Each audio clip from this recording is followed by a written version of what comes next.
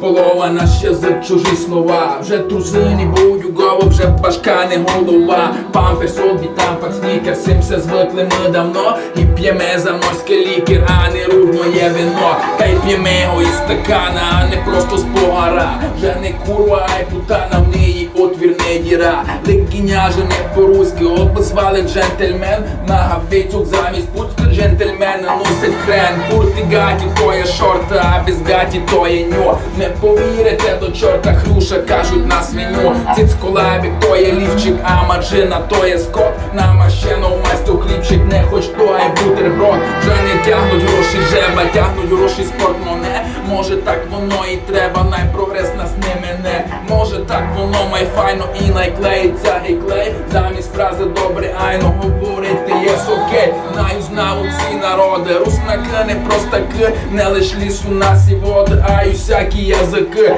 І як зайдемо в Європу, я тяємлю, не забудь. Не за задницю, за попу, не за цицьку, а за грудь. Уповім на шури-мури, деревена рекоме. До високої культури різко ми досягнемо так високо, що й не довір камінь нас який герой. Сим кончаю, що геймовер і сольна та шро, агой.